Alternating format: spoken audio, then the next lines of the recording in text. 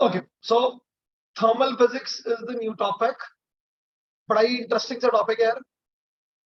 अब बेसिकली हम लोग अभी तक जितनी भी प्रॉपर्टीज दिखता है वो कहीं ना कहीं मैकेनिकल प्रॉपर्टीज थी या फिर फिजिकल प्रॉपर्टीज थी जिनके बारे में हम लोग डिस्कशन करते आए हैं। तो इंटायर मैकेनिक्स में कुछ ऐसी चीजें जो आप लोग regular day to day life में कहीं ना कहीं ऑब्जर्व करते हैं और उन्हीं ऑब्जर्वेशन को हम लोगों ने मैथमेटिकली एक्सप्रेस किया था। एक और ऐसी क्वालिटी है जो हम लोग regularly day to day life में देखते हैं, which deals with the heat and the temperature, right. तो वो अब एक अलग इंडिपेंडेंट सेगमेंट हमारे पास आ गया है। This is known as thermal physics. अब थर्मल फिजिक्स की भी डिफरेंट डिफरेंट सेगमेंट्स हैं, अलग अलग ब्रांचेस हैं। पार्ट बाय पार्ट में इसको पढ़ाने वाला हूँ। तो इसके पास क्या रहेंगे, मैं एक बार फटाफट क्विक डिस्कशन कर देता हूँ। सबसे पहले हम लोग पढ़ेंगे थर्मल फिजिक्स में बेसिक थर्मल प्रॉपर्टीज, जिसमें सबसे पहला आएगा लीनियर एक्सपेंशन, या I should use the word thermal expansion. ठीक है, थर्मल एक्सपेंशन पहली प्रॉपर्टी पढ़ने वाले हैं थर्मल फिजिक्स में, राइट, जो कि आज के लेक्चर में भी हम लोग करने वाले हैं। सेकंड सेगमेंट रहता है, इसी में रहेगा calorimetry. This is basically the equilibrium. अगर एक गर्म चीज और एक ठंडी चीज रखते हैं तो दोनों का टेम्परेचर एक टाइम के बाद बराबर हो जाता है। तो वो कॉन्सेप्ट क्या, कैसे फाइंड आउट करते हैं, कैसे उसके बारे में डिस्कशन करेंगे, वो कैलोरीमेट्री के अंडर आएगा। थर्ड, हीट ट्रांसफर, जिसमें हम लोग तीन डिफरेंट मेथड्स के बारे में डिटेल में डिस्कशन करने वाले हैं, चाहे वो कंडक्शन हो, चाहे वो कन्वेक्शन हो, या वो रेडिएशन हो। ठीक है, हर सेगमेंट को हम लोग यहाँ पे कहीं ना कहीं डिस्कस करेंगे। हीट ट्रांसफर के बाद बारी आती है kinetic theory of gases, KTG, kinetic theory of gases. And the last segment, which is the most interesting and the most important for the competitive exams, वो है thermodynamics। ठीक है, thermodynamics। एनसीईआरटी के हिसाब से अगर मैं इंटायर थर्मल फिजिक्स को देखूं तो if I am not wrong, I think 3 chapter involve होते हैं। थर्मल प्रॉपर्टीज ऑफ मैटर, जिसमें उन्होंने thermal expansion, calorimetry, heat transfer तीनों को एक साथ रखा हुआ है। एनसीईआरटी पॉइंट ऑफ व्यू से हीट ट्रांसफर में जो तीसरा सेगमेंट, मतलब इसके भी आगे 3 वेरिएशन आते हैं, कंडक्शन, कन्वेक्शन एंड रेडिएशन। तो कन्वेक्शन के बारे में फिजिक्स में हम लोग ज्यादा क्वेश्चन नहीं पूछते हैं, तो कंडक्शन ही डिटेल में डिस्कस किया गया है। रेडिएशन पार्ट को एक्स्ट्रा में रखा गया है, जो कि शायद आप लोगों के स्कूल एग्जाम में या स्कूल में नहीं पढ़ाया जाएगा, but competitive point of view से रेडिएशन की बहुत ज्यादा इंपॉर्टेंस है, तो हम उसको भी डिस्कस करेंगे। Then comes the next chapter, that's thermodynamics and then kinetic theory of gases. जिसको मैं उल्टा पढ़ाऊंगा, तो पहले आपको काइनेटिक थ्योरी पढ़ाऊंगा और फिर मैं आप लोगों को लास्ट में थर्मोडायनेमिक्स पढ़ाऊंगा according to the sequence given. So this will be the sequence which we will be following every one of us. ठीक है, सो आज का जो लेक्चर है वो हम स्टार्ट करेंगे पहले टॉपिक से, दैट इज थर्मल एक्सपेंशन। ठीक है, तो थर्मल एक्सपेंशन क्या है, कैसे होता है, क्या से मैथमेटिकली इसको एक्सप्रेस करते हैं, तो आज हमारी डिस्कशन वहां से स्टार्ट होगी। अब before I actually get into the entire mathematics behind it, मैं इतना तो जरूर याद कराना चाहूंगा। आई थिंक 7th ग्रेड या 8th ग्रेड में हम लोगों ने पढ़ा था कि वायर्स को थोड़ा सा हल्का छोड़ा जाता है, टाइट नहीं बांधी जाती वायर्स। रीजन बीइंग कि विंटर्स में वो कंट्रैक्ट होती हैं और समर्स में वो लैग मतलब स्लैग हो जाती है ना, क्योंकि एक्सपेंशन हो रहा है तो वो हल्की सी नीचे आ जाती है वायर्स। सो ये कॉन्सेप्ट एग्जैक्टली क्या समझा रहा है, और कुछ नहीं बल्कि एक्सपेंशन समझा रहा है with respect to heat around you. ठीक है, तो हम सबसे पहले आज यही टॉपिक को डिस्कस करेंगे। Let's start our discussion with thermal expansion. Before I step into thermal expansion, मैं कुछ बेसिक टर्म्स के बारे में बात करना चाहूंगा जो ये चैप्टर में कॉमनली आप टर्म्स सुनने वाले हैं, देखने वाले हैं। उसमें सबसे पहली चीज, क्योंकि हम थर्मल की बात कर रहे हैं, सबसे पहली चीज आती है हीट क्या है। हीट क्या है? हीट एक फॉर्म ऑफ एनर्जी है, राइट। हम लोग सीधा सीधा फंडा है, हीट क्या है? Form of energy. जनरली हम लोग उसको वेस्ट एनर्जी में कंसिडर करते हैं। तो अपने हाथ रब करना शुरू कर दूं, क्या होता है? कुछ ना कुछ एनर्जी, मैंने खाना खाया तो एनर्जी है, तो मैं पूरे हाथ में रब कर पा रहा हूँ। 4 दिन का भूखा होगा तो ये करने में बहुत टाइम निकलेगी। है ना। तो सिंपल सा सिनेरियो ये कर रहा हूँ तो कहीं ना कहीं I am wasting my energy in the form of heat. हाथ गर्म हो रहे हैं, कॉमन इंस्टिंक्ट, सर्दी ज्यादा होगी, कॉमन इंस्टिंक्ट, ठीक है, रिफ्लेक्ट मतलब ये हमारा रिफ्लेक्स है कि ठंड लगेगी ज्यादा। तो क्या होगा, the more you rub your hands, warmth उतनी ज्यादा मिलेगी क्योंकि हीट एनर्जी मिल रही है। दोबारा बोल रहा हूँ, हीट एक फॉर्म ऑफ एनर्जी है। तो टेम्परेचर क्या है, अब जनरली बच्चे इन दोनों चीजों में बहुत कंफ्यूज करते हैं। हीट अगर एक फॉर्म ऑफ एनर्जी है तो टेम्परेचर क्या है? बिल्कुल, टेम्परेचर उसका कहीं ना कहीं मेजर है। बट ये बात बोलनी और प्रैक्टिकली समझने में जमीन आसमान का फर्क है। तो मैं इसको एक्चुअल में इस टर्म में बोलता हूँ ये और कुछ नहीं बल्कि sensation, sensation of heat. Sensation क्या होगी भाई, है ना। सेंसेशन क्या होगा, कंपैरिजन होता है। अब अगर मैं आपसे बोलूं कि right now okay hold glass of water, तो मैं कहूंगा कि यार पानी ठंडा है, तो मैं कैसे पता लग रहा है मुझे ठंडा है, क्योंकि मैंने अपने हाथ में पकड़ा और मुझे फील हुआ कि मेरे हाथों से ज्यादा कंपैरेटिवली ठंडा है। थोड़ी देर तक अपने हाथ में यही बात के रखूंगा, मुझे डिफरेंट फील होना बंद हो जाएगा। तो यहाँ पर क्या हो रहा है, यहाँ पर एक्सचेंज ऑफ एनर्जी हो रही है, क्योंकि मेरा हाथ कंपैरेटिवली गर्म था, तो हाई टेम्परेचर से लोअर टेम्परेचर की तरफ ट्रांसफर होती है। ये पानी अभी ठंडा है क्योंकि मैंने उसको पकड़ लिया है, तो कहीं ना कहीं थोड़ा सा इसका टेम्परेचर चेंज हो गया पानी का।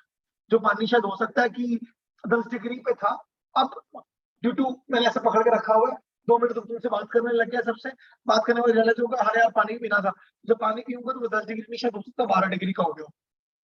तो टेम्परेचर चेंज हो जाता है, तो उस सिनेरियो में that is one of those reasons कि कहीं ना कहीं एक टेम्परेचर एक पर्टिकुलर हायर स्केल से लोअर की तरफ हमेशा हीट ट्रांसफर होती है।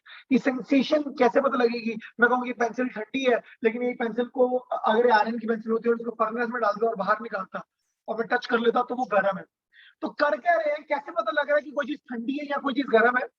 In comparison to my body temperature, मेरे बॉडी टेम्परेचर की वजह से हम ये बता सकते हैं कि क्या क्या किस तरीके से चेंजेस आते हैं। ठीक है, तो हीट ट्रांसफर भी बहुत प्रोमिनेंट चीज है। अभी आप बात समझो मैं क्या कह रहा हूँ, पानी कैसे ठंडा हो जाता है।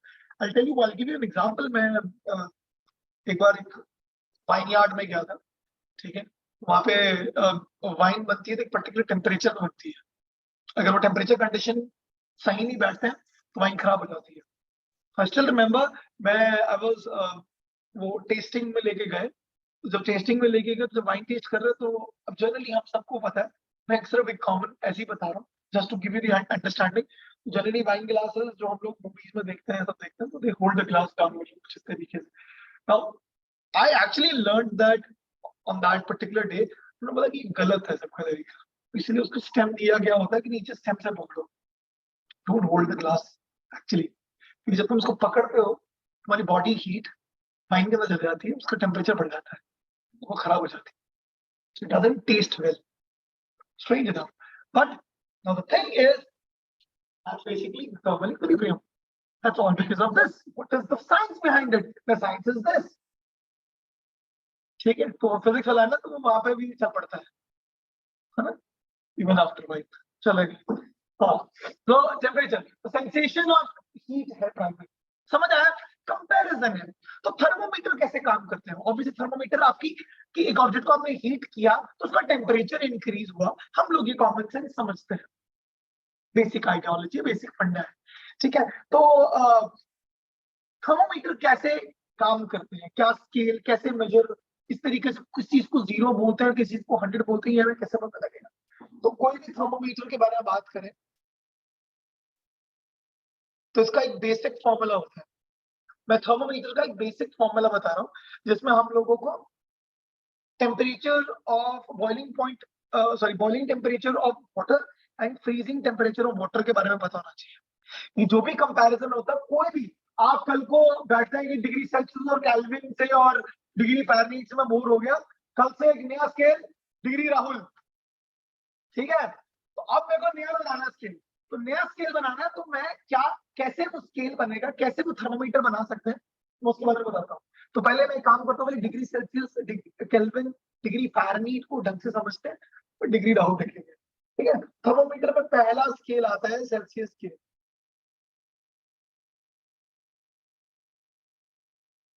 कोई भी थर्मोमीटर आएगा तो उसमें सबसे इंपॉर्टेंट चीज जानने वाली वो है कि बॉइलिंग पॉइंट ऑफ वाटर क्या है। बॉइलिंग पॉइंट ऑफ वाटर क्या है? बॉइलिंग पॉइंट ऑफ वाटर क्या होता है?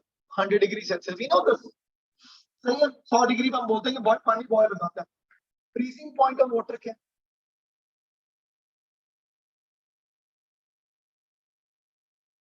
0 degree Celsius. We know this. ठीक है, so what is the range? Range मतलब क्या होता है? बॉइलिंग पॉइंट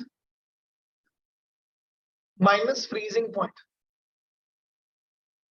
ये दोनों पर्टिकुलर टेम्परेचर का रेंज स्केल है। तो कितना आएगा? 100 minus 0, so 100 is the range. Am I clear? 100 is the range. तो कभी भी आपको किसी भी स्केल का कोई भी टेम्परेचर को मेजर करना है, ठीक है, मान लो मेरे को एक्स मेजर करना है, एक्स टेम्परेचर मेजर करना है, ठीक है, वो एक्स टेम्परेचर अलग अलग थर्मोमीटर अलग अलग नंबर्स हैं। तो प्राइमरी डिग्री सेल्सियस क्या कहेगा? वो कहेगा जो भी डिग्री सेल्सियस आप कैलकुलेट कर रहे हो minus freezing point. Freezing point of water upon range, ये बेसिक फॉर्मूला है। कभी भी किसी टेम्परेचर को मेजर करना है तो कोई भी थर्मोमीटर का एक जनरल फॉर्मूला है, x is equal to degree Celsius, जो भी आप उसमें आप बोलोगे कि हाँ ये 5 डिग्री सेल्सियस है, 50 डिग्री सेल्सियस है, तो वो डिग्री सेल्सियस एक्सप्रेस कर रहा है, minus freezing point upon range. मतलब बेसिकली यहाँ पर क्या हो जाएगा? डिग्री सेल्सियस जो भी कैलकुलेट कर रहे हो माइनस 0 अपॉन 100। तो कभी भी डिग्री सेल्सियस के लिए अगर कोई स्केल रहता है वो सीधा ये रहता है। आई नो अभी समझ नहीं आ रहा, मैं बताऊँ। एक्स वो टेम्परेचर है जो मेजर कर रहे हैं। तो वो अलग अलग थर्मोमीटर्स या अलग अलग scales, actually I should use the word, अलग अलग स्केल्स को अलग अलग नंबर्स देंगे। सही है, तुम्हारी बॉडी नॉर्मल टेम्परेचर में उसको क्या बोलते हैं? 98.2, 98.3, ये तुम्हारा नॉर्मल बॉडी टेम्परेचर है डिग्री फ़ारेनहीट में। इसी को अगर तुम सेल्सियस में लेके आओगे 35 क्या था, तो सेम टेम्परेचर मेजर हो रहा है, लेकिन सिंस स्केल अलग अलग है तो उस कंडीशन में वो नंबर कुछ अलग आ रहा है। तो हम मेजर सेम क्वांटिटी को कर रहे हैं, वो क्वांटिटी एक्स है। ठीक है, अभी मैं फ़ारेनहीट स्केल की बात कर ही लेते हैं। Second, Fahrenheit scale, degree Fahrenheit से लिखते हैं इसको। ठीक है, फ़ारेनहीट स्केल में भी बॉइलिंग पॉइंट ऑफ वाटर कितना है? बॉइलिंग पॉइंट ऑफ वाटर है 212 degree Fahrenheit, 212 degree Fahrenheit. Freezing point क्या है?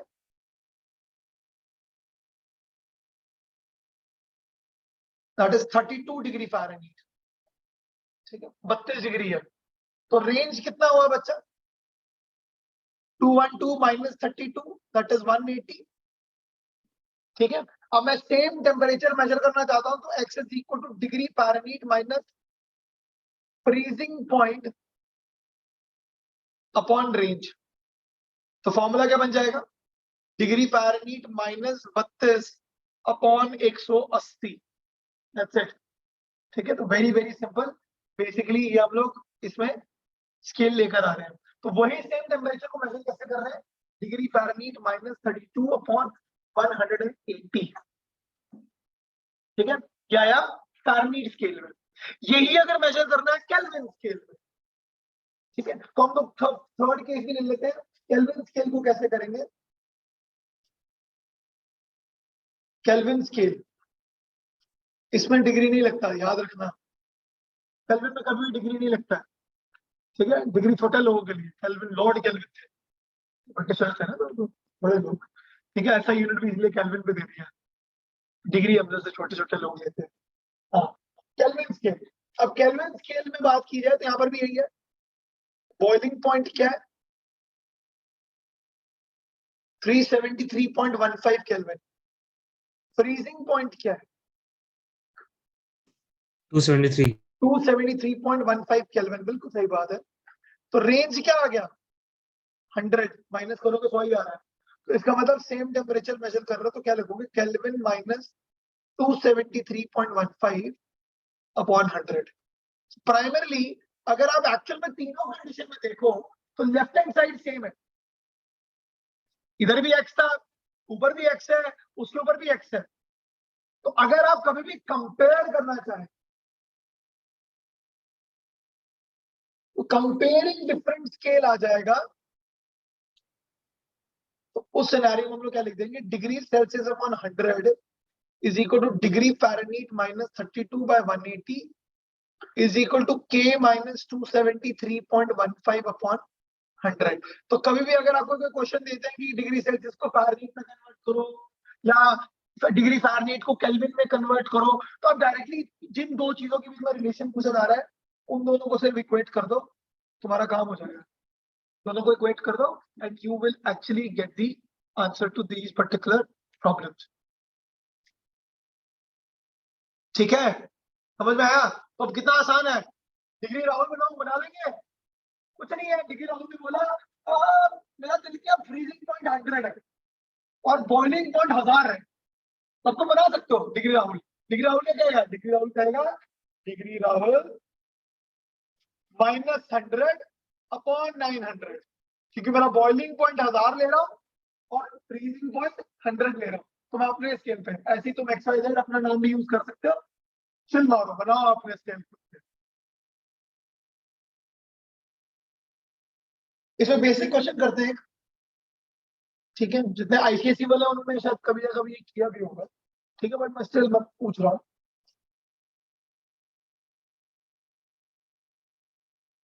Find temperature at which Celsius and Fahrenheit scale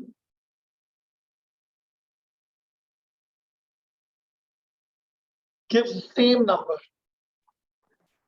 नहीं, -42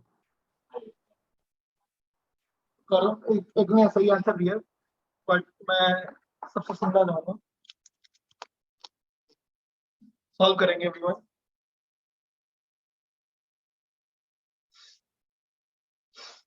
दोनों सेम टेम्परेचर देंगे।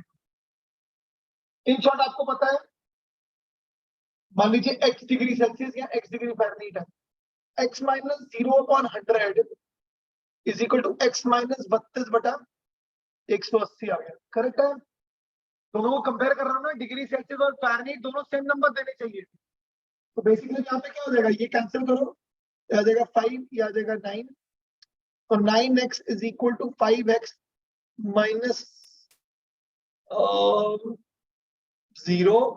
160.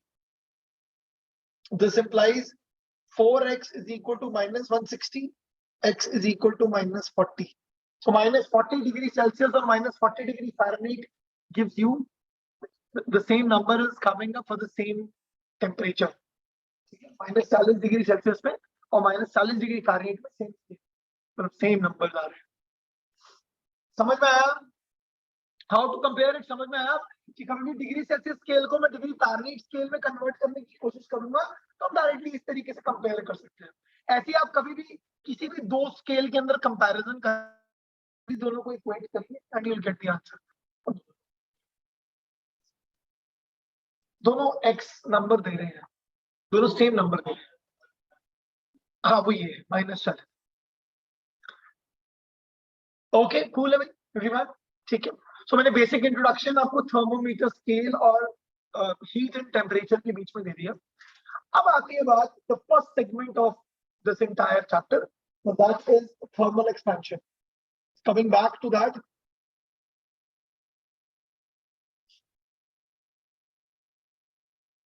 थर्मल एक्सपेंशन क्या कहता है, इसमें भी आगे 3 डेविएशन आती है, 3 टाइप्स आते हैं। सॉरी, पहला आएगा लीनियर एक्सपेंशन।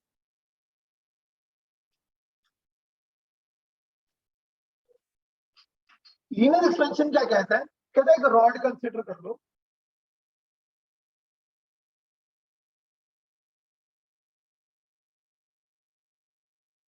ठीक है, ये रॉड कंसिडर कर लेते हैं।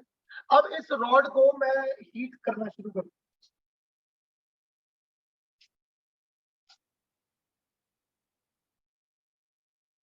करो जरा हीट, क्या होगा? जैसे ही रॉड को हीट करना शुरू करेंगे, होता क्या, हमें पता है एक्सपैंड होने वाला है, नहीं हम लोगों को कॉमन सेंस टॉपिक का नाम सुन के ही समझ में आ रहा है, ठीक है। लेकिन लॉजिकली क्या होता होगा, तो मैं जरा इसको इमेजिन करवाता हूँ, थोड़ा सा मजेदार भी हो जाएगा, थोड़ा याद भी रहेगा, आसान हो जाएगा। जब भी किसी भी ऑब्जेक्ट को सॉलिड है, गैस है, लिक्विड है, आप कभी भी उसको हीट करते हैं किसी भी ऑब्जेक्ट को तो उसकी काइनेटिक एनर्जी बढ़नी शुरू होती है मॉलिक्यूलर लेवल पे। इस बात को समझने के लिए ज्यादा कोई गणित नहीं लगाना है, बेसिक बात है। मान लो फ्लोर पे भी मैं बैठा हूँ, ठीक है, और मैं खड़ा रहता हूँ और मैं बोलता हूँ कि और इसको टेम्परेचर इसको गर्म करना शुरू कर देते हैं, तो मेरे पैर नहीं रख पाऊंगा ना। इट्स लाइक मेरे को किसी तवे पे खड़ा कर दो, क्या होगा, तो मैं क्या होगा, मैं कूदना शुरू कर दूंगा, क्योंकि मेरे पैर में ज्यादा अगर तक जमीन पे पैर नहीं रख पाऊंगा तो मैं कूदना शुरू हो जाऊंगा। जितना टेम्परेचर बढ़ता जाएगा मेरा उतना कूदना फास्ट होता रहेगा। करेक्ट है, तो यही होता है मॉलिक्यूलर लेवल पे भी। अब जैसे जैसे इसको हीट अप करते रहते हैं वैसे उसकी काइनेटिक एनर्जी इंक्रीज होती है। अब जैसे जैसे उसकी काइनेटिक एनर्जी होगी तो क्या होगा, तो धक्का मारेगा ना आसपास के मॉलिक्यूल, भाई आगे निकलना, कहाँ खड़ा हो गया, परेशान हो रहा हूँ मैं, तो बस तो आप उसको धक्का मार के आगे लेके जा रहे हैं। अब ये समझिए जो यहाँ के मॉलिक्यूल्स है वो इनको धक्का मार मार के आगे की तरफ पुश कर रहे हैं, है ना। तो आप पुश करेंगे तो क्या होगा, जो बेचारा दीवार के पास खड़ा है वो क्या करेगा, लॉजिकली समझेंगे हम, वो दीवार को पुश करना, भाई तोड़ो इसको, बाहर निकालो, बस। तो मॉलिक्यूलरली जब वो उसको लात मारना शुरू करते हैं, धक्का मारना शुरू करते हैं, वो ऑब्जेक्ट लंबा होना शुरू हो जाता है, उसकी लेंथ इंक्रीज करनी शुरू हो जाती है। तो as temperature increases length increases, ठीक है। तो जो उसकी ओरिजिनल लेंथ अगर मान लीजिए ये थी, तो अब हमारे को लेंथ कहीं ना कहीं ऐसी कोई लिखने वाली है, अजीब से है, अजीब से लग रहा है, ठीक है। हाँ, क्या है, हाँ बिल्कुल बेटा, तो हर हर चीज है, हर चीज एक्सपेंड करेगी कहीं ना कहीं, इसलिए वुड कंपैरेटिवली तो हम लोगों ने सारे चम्मच गरम वो एक्चुअली इसका लॉजिक कंडक्शन से भी है, I talk about it but right now अभी समझने की जरूरत नहीं है। बट आप ये बात समझे कि ओरिजिनल लेंथ अगर इसकी ये रही एल नॉट, तो ये इसकी फाइनल लेंथ आ जाएगी एल टी, टेम्परेचर टी। अब इसका मैथमेटिकली इसको कैसे लिखेंगे, ठीक है। तो वो कहता है the change in length is directly proportional to the change in temperature. कोई प्रॉब्लम, भाई टेम्परेचर बढ़ा तभी तो लेंथ बढ़ी है, कॉमन सेंस, है ना। दूसरी चीज, change in length is proportional to original length. तुम्हें कैसे पता लगेगा कि और चेंज हुआ है, क्योंकि तुम्हें ओरिजिनल लेंथ पता है, सही बात। तो जैसे कई लोग यहाँ पर क्लास में जब पहली बार आए मेरे पास, ऑनलाइन से ऑफलाइन मोड में आए, तो उनको लगा कि अच्छा सर आप 6 फीट के हैं, तो यहाँ बेचारा मैं इतना सा तो दिखता हूँ, एंटीट्यूड आया ठीक है 5.5 का होगा ये, तो आपको ओरिजिनल लेंथ पता ही नहीं मेरी, है ना। तो ओरिजिनल लेंथ पता होगी तभी तो पता लगेगा कि हाँ चेंज हो गया थोड़ी देर में। किसी में हील वाले जूते पहन के आना तो लगेगा सर आप लंबे लग रहे हो ज्यादा, तो कैसे पता लगा तुम्हें, there is a change in length since you know the original length. That is the reason change is proportional to original length itself. Right? आज 6 फुट को कर लो 5 फुट का, सर घिस गए, है ना। तो वो कैसे पता लगा, अरे हमने देखा उसको 6 फीट का, कल को तुम्हारे सीनियर आएंगे वो कहेंगे अरे सर तो 7 फुट के होते थे कभी। तो ऐसा there is the change is there because you know the original length, right. तो अगर हम लोग इसको करेंगे तो क्या आ जाएगा, L T minus L naught is equal to alpha L naught delta T. Here alpha is nothing but क्या, कांस्टेंट ऑफ प्रोपोर्शनैलिटी है। इसको अल्फा को हम लोग एक्चुअली लिखते हैं coefficient of linear expansion, coefficient of linear expansion,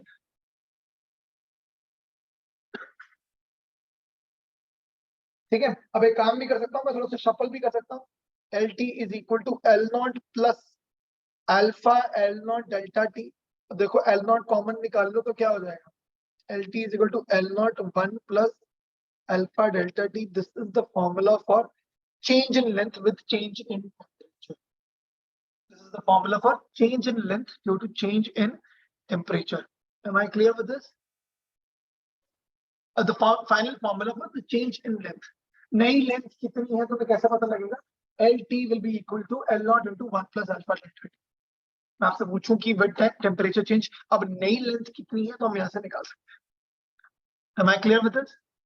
Right? You can note it down.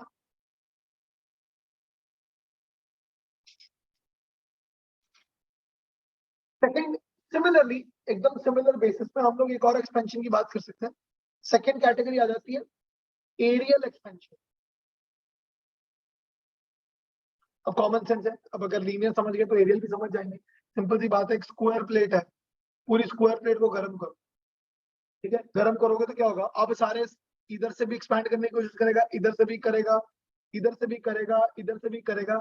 Hence इस condition में क्या होगा,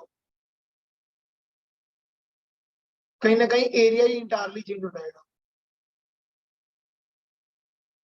तो ये उसका ओरिजिनल एरिया है, ये उसका टेम्परेचर टी एरिया है। करेक्ट बात है, पूरा पूरा प्लेट ही एक्सपैंड कर रही है, ठीक है। तो इस कंडीशन में भी क्या हो जाएगा, यही बोलेंगे AT minus A naught, the change in area is proportional to delta T.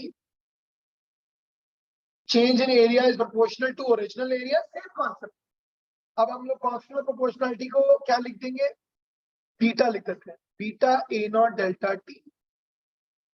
क्या लिख देंगे, beta A not delta T. अब ए नॉट को भी वो ले जाओ तो AT का फॉर्मूला क्या आ जाएगा, A not 1 plus beta delta T, where beta is nothing but coefficient of AL expansion.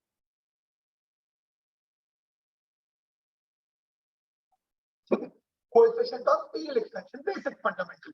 जो चीज हम लोगों ने अभी थोड़ी देर पहले लीनियर के कंसेप्ट में पढ़ी है, लीनियर की कंडीशन में समझी है, वही चीज मैं अब आप लोगों को एक अलग सेगमेंट एरियली समझा रहा हूँ। अच्छा, is there any connection between alpha and beta? चलो try to find it out, ठीक है। Relation between alpha and beta, ठीक है, relation between alpha and beta देखते हैं। अच्छा, ओरिजिनल एरिया कितना था, इतना, तो ये उसका लेंथ था ओरिजिनल, ये उसका ब्रेड्थ था ओरिजिनल, सही है। अब क्या हुआ, थोड़ी देर बाद में एक्सपैंड किया तो लेंथ भी चेंज होगी और ब्रेड्थ भी चेंज होगी। ये हो गया LT, ये हो गया BT, ठीक है ना, LT और BT आ गया। अब यहां पर देखा जाए, ढंग से सुनिएगा, ओरिजिनल एरिया का फॉर्मूला क्या होना चाहिए, L not into B not, and at temperature T क्या होना चाहिए, LT इंटू BT। कोई प्रॉब्लम, सही है, ठीक है भाई, बहुत बढ़िया। AT का फॉर्मूला क्या आ गया, LT इंटू BT। अब अगर आपको अल्फा गिवन दिया हुआ है क्वेश्चन में, तो हम लोग क्या लिख देंगे, L not 1 plus alpha delta T. Since length और ब्रेड्थ दोनों सेम ही मटेरियल से बने हुए हैं तो अल्फा तो सेम ही होगा, into B not 1 plus alpha delta T. सही बात है। तो अब यहाँ पर देखा जाए कॉमन क्या निकल रहा है, सॉरी मल्टीप्लाई कर रहे हैं, तो ये क्या हो जाएगा, 1 प्लस अल्फा डेल्टा टी का स्क्वायर हो जाएगा। सही बात है, ठीक है। What is L not into B not, original area. Formula क्या बन रहा है, 1 प्लस अल्फा डेल्टा टी का होल स्क्वायर। अब यहाँ पे जरा ढंग से समझिए, if alpha is very small, उस केस में क्या होगा, वो तो जरा क्या हो जाएगा, A not 1 plus alpha square delta T square plus 2 alpha delta T, correct है। अब अल्फा का ऑलरेडी वैल्यू छोटा है, तो स्क्वायर तो वैसे ही निगलेक्ट हो जाएंगे, ये खत्म,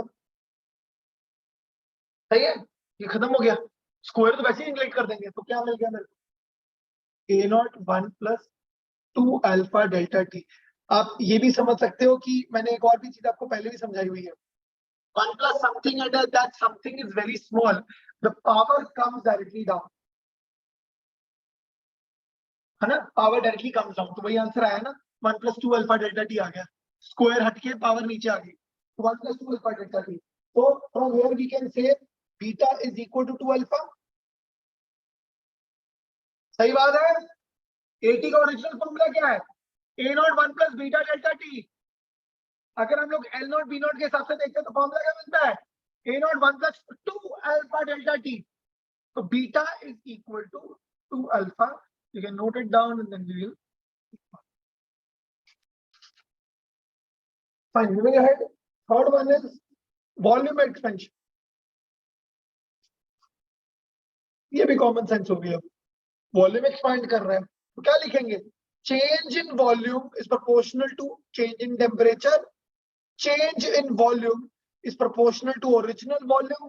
कंबाइन करेंगे सेम कॉन्सेप्ट, तो क्या आ जाएगा, gamma V naught delta T, where gamma is coefficient of volume expansion.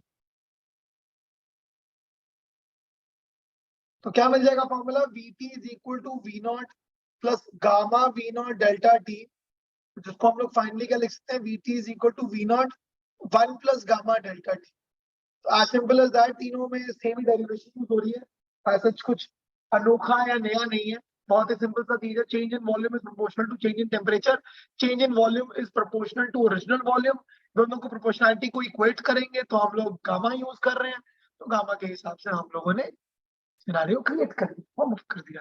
ठीक है, तो यहाँ पर भी अगर मैं बोलूं कि what is the relation between gamma and alpha, तो वी कैन डू दैट। ठीक है, बहुत ही इजी है। तो अगर मैं बोलूं relation between gamma and alpha, simple सी बात है, ये अगर ओरिजिनल वॉल्यूम है,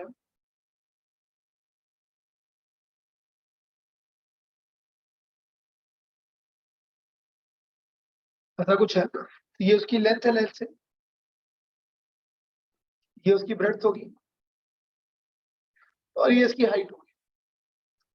ठीक है, तो ओरिजिनल वॉल्यूम क्या होगा, L not P not H not, और एट टेम्परेचर टी क्या होगा, पूरा वॉल्यूम एक्सपेंड किया तो लेंथ भी चेंज होगी, ब्रेड्थ भी चेंज होगी और हाइट भी चेंज होगी। तो वी टी का फॉर्मूला क्या हो जाएगा, L not B not H not into 1 plus alpha delta T का क्यूब। करेक्ट बात है, एल टी का L not into 1 plus alpha T, B T का B not 1 plus alpha delta T, and similarly H T का H not 1 plus alpha delta T. तीनों combine कर रहे तो ये आ गया, ये क्या आ गया, ओरिजिनल वॉल्यूम। तो 1 plus something in something is very small, तो पावर कम्स डाउन। या इसका मतलब Vt इज इक्वल टू 10। अब Vt का ओरिजिनल फॉर्मूला क्या था, Vt is equal to V not 1 plus gamma delta T. दोनों को कंपेयर करो, क्या मिल रहा है तुम्हें, यहाँ गामा है, यहाँ 3 अल्फा है, सो फाइनल कंक्लूजन आ गया, gamma is equal to 3 alpha.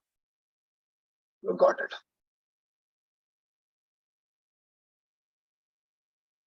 Okay, so next thing comes up as application of linear expansion. मैं एक एक करके एक्सपेंशन की बात कर रहा हूँ।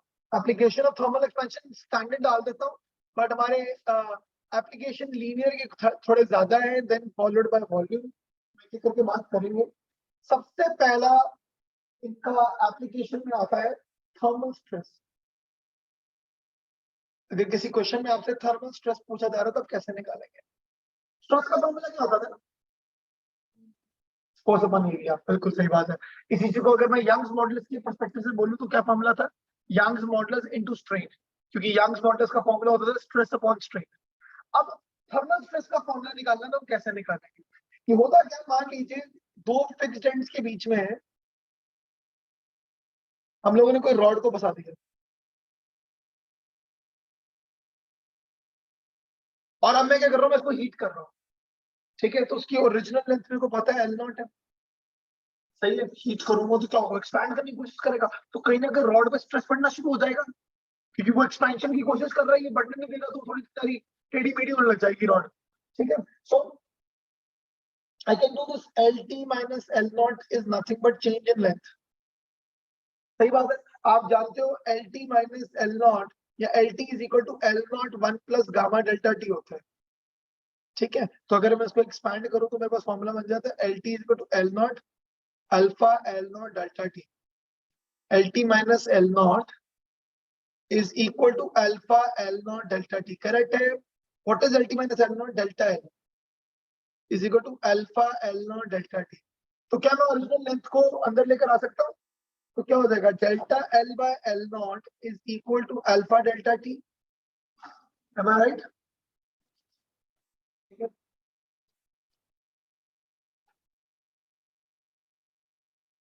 ये क्या आ गया, very good.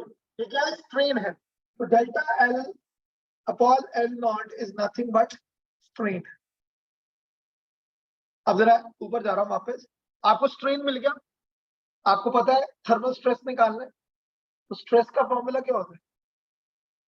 Stress upon strain is nothing but Young's modulus. तो मैं स्ट्रेस को क्या लिख सकता हूं? Young's modulus into strain into strain का फॉर्मूला क्या है? Alpha delta T. Alpha delta T this is nothing but thermal stress का फॉर्मूला है y alpha delta T. You can note it down.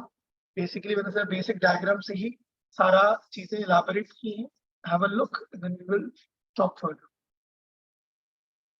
Next thing comes up as second application आता है variation इन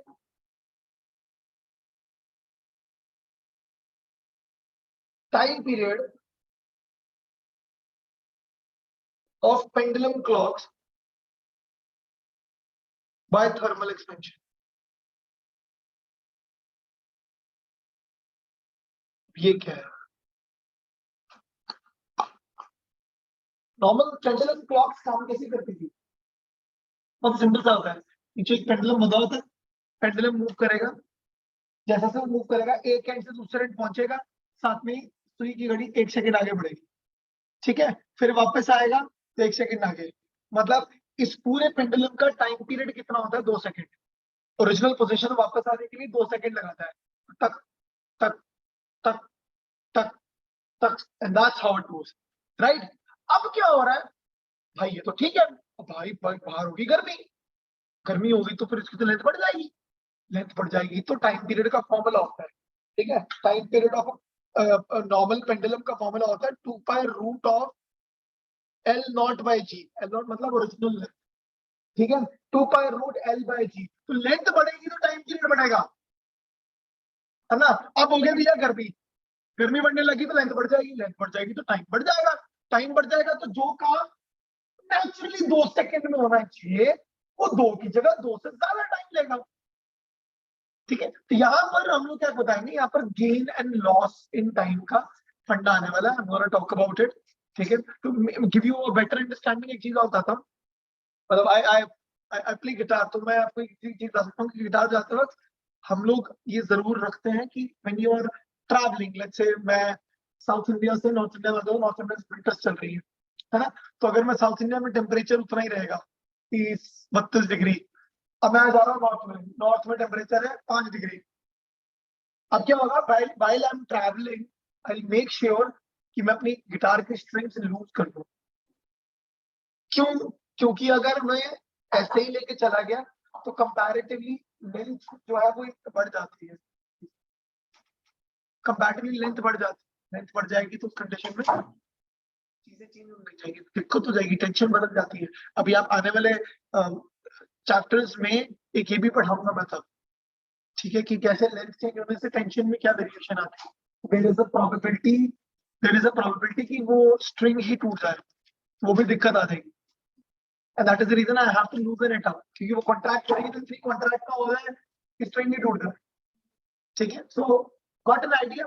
अब ये चीज pendulum clock में consider करते हैं। अब होगा क्या, जो काम 2 सेकंड में होना चाहिए था वो काम 2 सेकंड से ज्यादा में होगा। Cool. चलो पढ़ते हैं इसके बाद, समझते हैं। हम मान लेते हैं तो नया टाइम पीरियड कितना है, टी डैश का वैल्यू क्या आएगा, वो आएगा 2 pi root of L naught 1 plus alpha delta T पहुंची, सही बात है, ये आएगा। तो मैं इसको ऐसे लिख सकता हूँ 2 pi root of L naught by g into 1 plus alpha delta T raised to power half. Can I do this? It is one and the same thing. ऊपर वाला स्टेप जो लिखा है और जो नीचे लिखा है की बात है ना, सिर्फ मैंने रूट से बाहर निकाल के उसको बेचारे को पावर हाफ दे दिया, ठीक है। अब ये तो मेरे को पता है ओरिजिनल टाइम है, ये आ गया original time into 1 plus alpha delta T raised to power half, 1 plus something in the power, है ना, तो if something is very small the power will come down, so t naught 1 plus alpha delta t by 2, correct है? तो अगर मैं change in time निकालूं तो क्या आएगा, T dash is equal to T naught plus alpha delta T into T naught by 2। बेटा ध्यान रखना, कई बार कुछ बुक्स डेल्टा टी को टेम्परेचर चेंज की जगह डेल्टा थीटा को टेम्परेचर चेंज भी बोलते हैं। तो प्लीज डू रिमेंबर दिस कि delta T can also written as delta theta. तो कोई प्रॉब्लम नहीं है, कभी क्वेश्चन में बोलो कि सर वो थीटा दिया होगा तो क्या है, कुछ नहीं है, टेम्परेचर चेंज को डेल्टा टी या डेल्टा थीटा कैसे भी लिख सकते हैं। ठीक है, अब इसमें क्या बना, इसको मैं टी टी नॉट को उधर ले जाऊं तो क्या मिल जाएगा, ऐसा कुछ अल्फा डेल्टा थीटा लिख दो मैं, कोई प्रॉब्लम तो नहीं। तो I am just changing this, मैं सब में ही इसको थीटा लिख देता हूं ताकि आप लोगों को कंफ्यूजन ना हो, क्योंकि टी बहुत हो जाएगा ना यहाँ पर।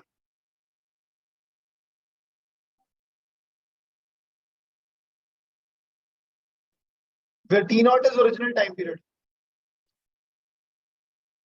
by 2। तो ये क्या आ गया, change in time period is equal to half alpha delta theta into T naught, where T naught is the original time period entire day में। entire day में कितने सेकंड होते हैं,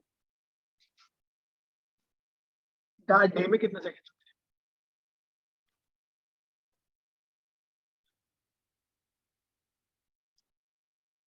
हाँ हाँ हो गया मैथमेटिक्स, 86,400 सेकंड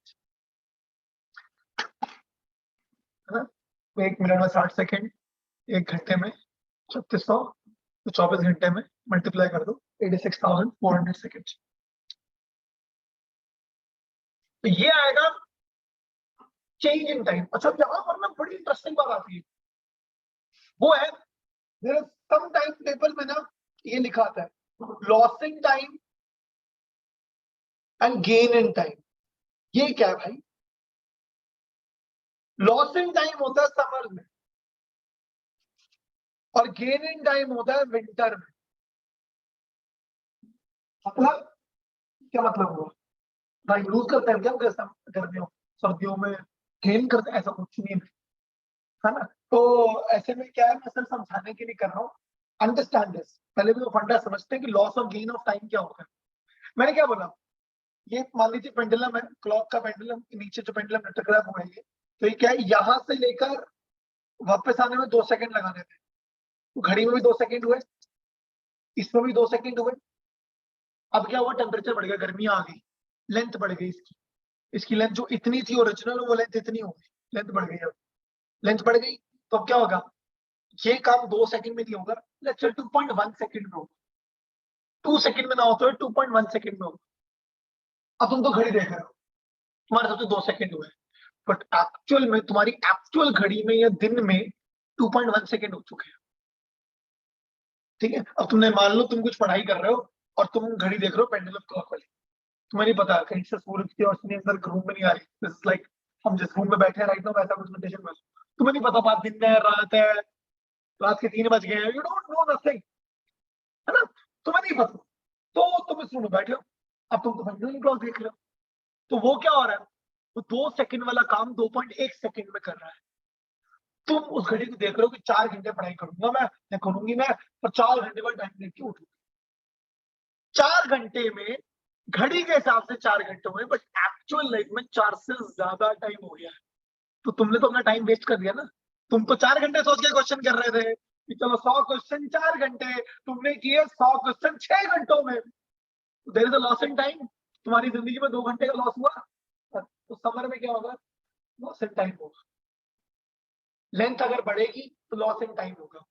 भाई विंटर्स में क्या हो जाएगा, ये ओरिजिनल इतनी लेंथ थी और लेंथ छोटी हो गई, तो वो क्या होगा, वो 2 सेकंड में करने की बजाय 1.9 सेकंड में कंप्लीट कर गया।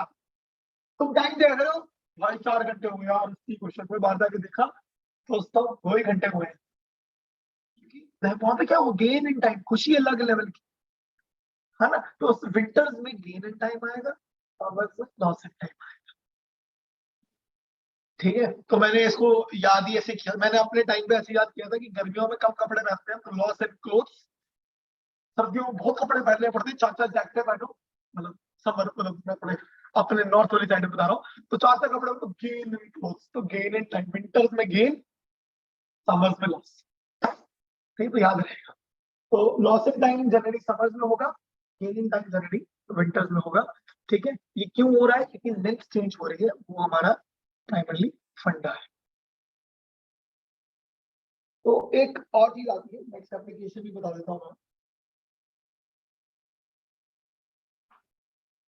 That is बायमेटेलिक strip.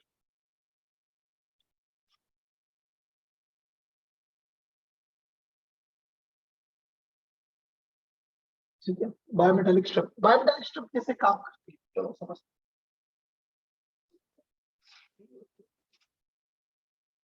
Bimetallic strip क्या काम करती है? बायोमेटालिक स्ट्रिप का मतलब है हम लोगों ने दो अलग अलग मटेरियल्स को एक साथ ऐसे कुछ एक दूसरे के ऊपर चिपका दिया है, एक ऐसा रिवेट किया हुआ है, मतलब दोनों जुड़े हुए हैं, they can not be removed, एक के ऊपर एक प्लेस किया हुआ है, समथिंग लाइक दिस, ठीक है। अब एक अलग मटेरियल है, एक अलग मटेरियल है, तो एक की एक्सपेंशन अलग होगी, दूसरी की एक्सपेंशन अलग होगी। अब लेकिन सिंस वो जाने तो इकट्ठे चाहिए थे, लेकिन जा नहीं पा रहे, तो क्या होगा? तो जिसका एक्सपेंशन रेट ज्यादा है, मान लो ये, सॉरी, मान लो अल्फा 1 ले लेते हैं और उसको अल्फा 2 ले लेते हैं। अगर मैं बोलूं alpha 1 is greater than alpha 2, तो क्या होगा? तो स्ट्रिप ऐसी बन जाएगी।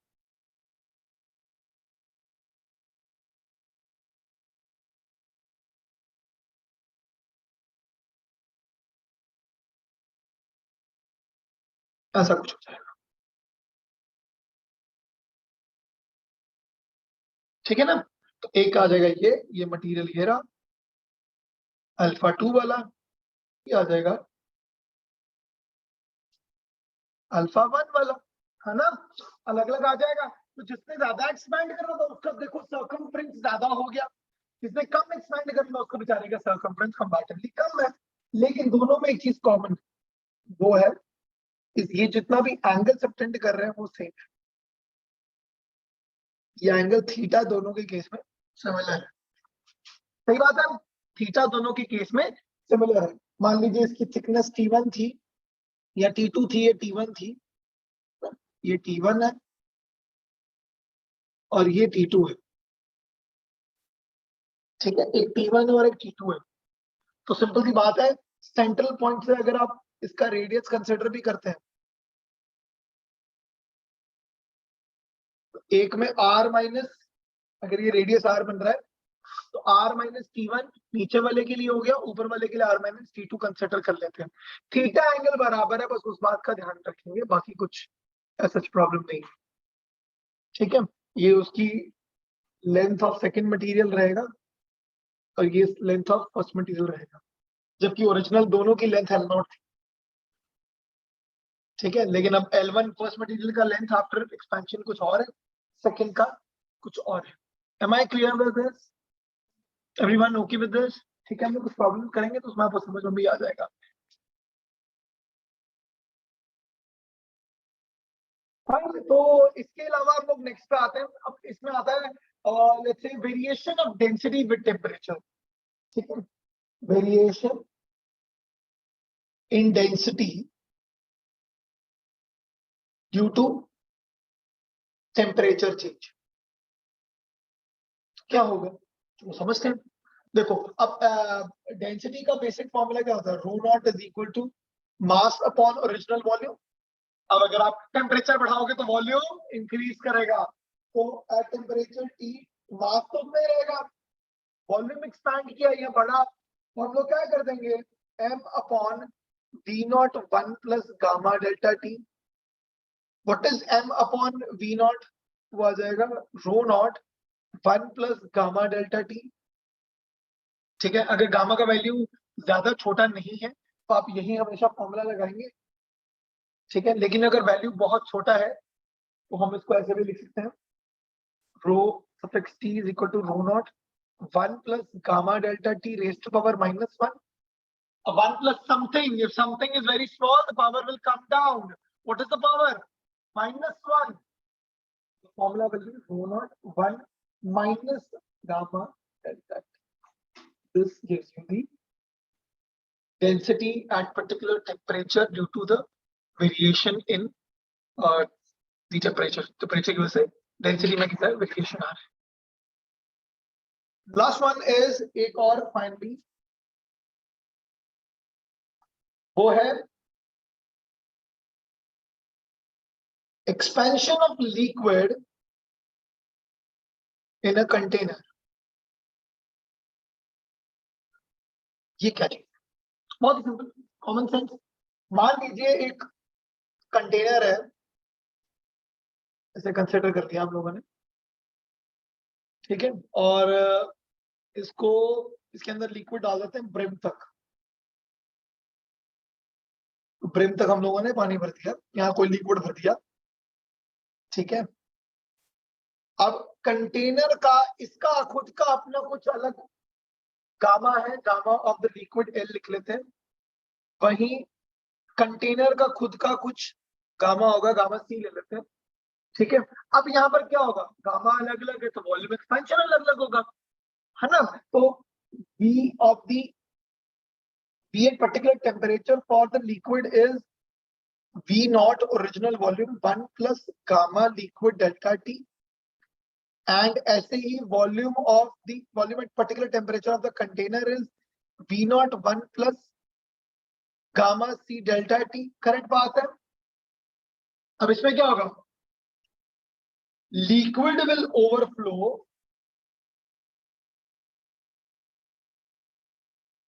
if gamma L is greater than gamma C. Correct है.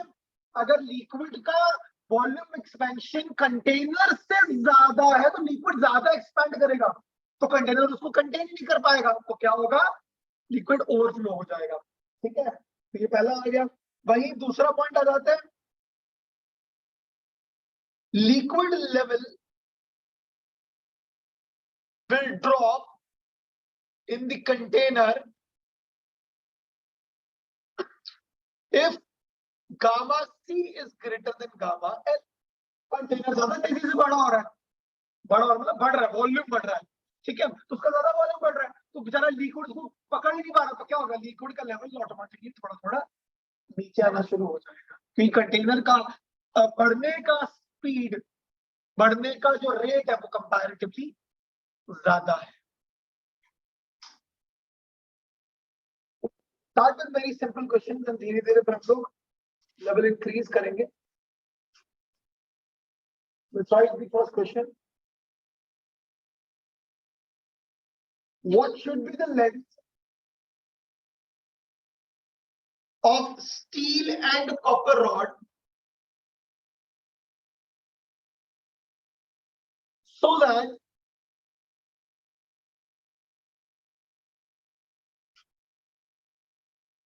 the length of steel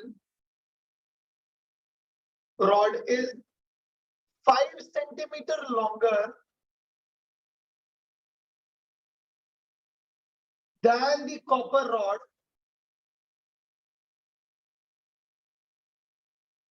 at all temperatures. At all temperatures. Coefficient of near expansion of copper is 1.7 into 10 raised to power minus 5 per degree Celsius, and alpha of steel is 1.1 into 10 raised to power minus 5 per degree Celsius. You note it down and think about it. Okay, so क्या कह रहा है question, कहता है भाई, what should be the length of the steel and copper rod so that the length of steel is 5 centimeter, always longer than copper rod. तो कहता है चेंज इन लेंथ दोनों के बीच में हमेशा 5 सेंटीमीटर रहनी चाहिए. कोई भी टेम्परेचर चेंज होता रहे उस सिनेरियो में इन दोनों का लेंथ जो डिफरेंस है वो हमेशा 5 सेंटीमीटर का रहेगा. इसका मतलब है change in length of steel is equal to change in length of copper. जितना भी LT माइनस L0 आ रहा है दोनों केसेस में वो दोनों हमेशा बराबर है, तभी तो 5 सेंटीमीटर डिस्टेंस आपस में लेंथ का डिफरेंस हमेशा मेंटेन कर पाएंगे. इसका मतलब क्या हुआ, चेंज इन लेंथ का फॉर्मूला क्या होता है, length of steel, alpha of steel delta T is equal to length of copper, alpha of copper into delta T, correct बात है। L T minus L naught is equal to L naught alpha delta T, वही लगाया मैंने। तो delta T cancel हो गया क्योंकि change in temperature भी सेम ही है। तो length of steel into alpha steel कितना दिया होगा? 1.1, 1.1 10 raised to minus 5. Length of copper into 1.7 into 10 raised to minus 5. So 10 raised to minus 5, 10 raised to minus 5 भी कैंसिल हो गया। मेरे को क्या मिल गया? मेरे को मिल गया length of steel is 1.7 by 1.1 into length of copper, मतलब 17 by 11 length of copper। Equation number 2 मिल गया। सही बात है। तो मुझे अब इक्वेशन नंबर 1 से क्या पता लगा था कि दोनों के बीच का डिफरेंस क्या है? तो लेंथ ऑफ स्टील कितना है? 17 by 11 L copper minus L copper is equal to 5 centimeter. तो एलसीएम निकाल लेते हैं। 17 minus 11 6 length copper upon 11 is equal to 5. So L copper is 55 by 6 centimeters. इसको आप आगे फर्दर सॉल्व करना भी चाहें तो आप कर सकते हैं। ठीक है, तो कितना आ जाएगा? 8 9 सॉरी my bad 54 ना 9.16 सेंटीमीटर। 7 ही लिख दो वैसे, यार लिखना ही आएगा। 9.17 सेंटीमीटर आ गया। लेंथ ऑफ कॉपर मिल गया तो लेंथ ऑफ स्टील निकाल सकते हो। लेंथ ऑफ स्टील कितना है? 17 by 11, 17 by 11 into length of copper, तो 17 by 11 इंटू 55 by 6, ये कैंसिल करो, 5 रह गया। ठीक है, तो इसको हम लोग जरा मल्टीप्लाई कर लेते हैं। तो 85 by 6 आ रहा है। सॉल्व कर दीजिए। 125.417। That's the answer to this particular problem. एक और प्रॉब्लम करते हैं। ठीक है, राइटिंग इट डाउन, आप नोट कर लीजिए। Okay, so here's the question. A pendulum clock and a digital clock both are synchronized to correct time at temperature 20 degrees Celsius in the morning of 1st March 2003. ठीक है, तो पहली line से जो मैं समझाऊं वो ये समझाऊं कि 1 मार्च 2003 में, ठीक है, टेम्परेचर कितना था रूम का या एनवायरमेंट का? 20 डिग्री सेल्सियस। ठीक है, तो परफेक्ट टाइम निकालती थी। उस समय हम लोगों ने डिजिटल क्लॉक और पेंडुलम क्लॉक को सिंक कर दिया था। वो कहता है at 12 noon temperature increases to 40 degree Celsius. 1 March 2003 से 12 बजे दोपहर को टेम्परेचर सडनली 20 डिग्री से 40 डिग्री कर देगा and remains constant for 3 months। 3 महीने तक यही हम लोगों ने वहां पर टेम्परेचर मेंटेन रखा। अब वो ओरिजिनल टाइम कितने पे दिखाता था? 20 डिग्री सेल्सियस। टेम्परेचर कितना हो गया? 40 डिग्री सेल्सियस। टेम्परेचर बढ़ा, समझ मतलब लॉस इन टाइम। ठीक है, बढ़िया, ऐसे याद रहता है जल्दी। नाउ 1 जून 2003, 3 महीने कंप्लीट हो गए। 12 बजे टेम्परेचर सडनली ड्रॉप कर दिया 10 डिग्री पे, और इस 10 डिग्री को हम लोगों ने बहुत सारा टाइम तक रखा है कि आगे लिखा है and remains constant for a very long time. मुझे नहीं पता कब तक 10 पे ये हो।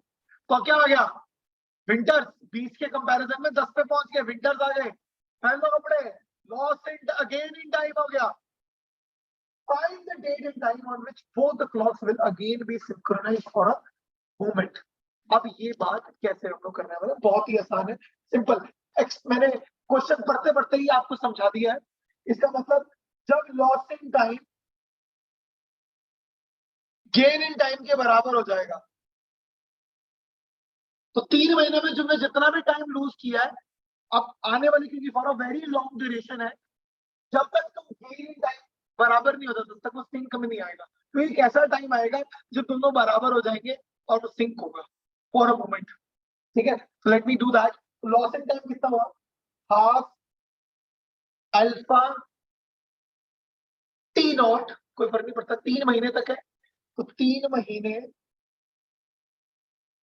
3 months। अब यहाँ पर अगर आप डेज निकालेंगे तो कितना आएगा? कब से स्टार्ट कर रहा है? मार्च में। मार्च के 31 दिन 31। ठीक है, अप्रैल के 30 61 हो गए। ठीक है, एंड मई के 31 तो 92 डेज हो गए। तो 3 महीने 92 डेज हो गए, मतलब 3 नहीं करूंगा मैं, 32 डेज हो गए, और हर दिन में कितने सेकंड्स है? 86,400 seconds. Half alpha delta theta आएगा। डेल्टा थीटा कितना है? 20 डिग्री सेल्सियस का चेंज है, 40 से 20 किया, सॉरी 20 से 40 गया, तो लॉस इन टाइम कितना हुआ? 20 डिग्री सेल्सियस के लिए 3 महीने तक हो गया। इज इक्वल टू, इतना बड़ा क्वेश्चन था, आंसर देखना 2 लाइनों में खत्म है। हाफ इंटू अल्फा तो चेंज नहीं होगा, ठंडी हो गर्म हो, अल्फा तो मटेरियल डिपेंडेंट है, पेंडुलम क्लॉक का मैंने मटेरियल तो चेंज नहीं किया, तो अल्फा सेम है। अब मैं कितने दिनों तक रखूंगा मुझे नहीं पता, इंटू कितना चेंज आएगा? 10। प्लीज ध्यान रखना, यहाँ पर सबसे कॉमन गलती होती है, बच्चे 40 से 10 ले जाते हैं। 40 से 10 से उसका स्टैंडर्ड टाइम किसके ऊपर था? 20 पे। तो हम 20 से कितना ठंडे पे जा रहे हैं? 10 पे, तो वो गेन आएगा। तो यहाँ पर half cancel, alpha cancel, 86,400 cancel, खत्म होगी। तो 92 into 20 is equal to X into 10, X is equal to 184 days आ गया। 184 डेज का मतलब क्या हुआ? 1 जून में चेंज किया, ठीक है, तो जून के 30 दिन, जुलाई के 31 दिन, अगस्त के 31 दिन, सितंबर के 30 दिन, कितने हुए? 3 एक कॉपी और आना है, 2 और आने। सितंबर अक्टूबर के 31 दिन, नवंबर के 30 दिन, कितने हुए दिन? 180 तो हो ही गया, 183 हुआ है। दिसंबर का एक दिन, 184 हो गया। इसका मतलब on December 2, 2003 at 12 noon the two clocks will sync। सही है। अभी क्वेश्चन आता है, अब ऑप्शन में 1 दिसंबर भी होगा, ध्यान रखना, ध्यान रखना, ये एक दिन काउंट हो रहा है, कंप्लीट हो रहा है, ठीक है। यहाँ दिन स्टार्ट कब कर रहे हैं, मतलब घड़ी के हिसाब से सिंक कब हुआ है? 12 नून पे, तो 12 नून से ही दिन स्टार्ट हो रहे हैं, ठीक है। तो एक कंप्लीट दिन दिसंबर का कंप्लीट करना है, मतलब 1 दिसंबर 2003 12 बजे से लेकर 2 दिसंबर 2003 12 बजे तक एक दिन दिसंबर का यूज हुआ है, ठीक है। तो on 2 December 2003 at 12 noon the clocks will sync back। I hope I'm clear with this. Okay.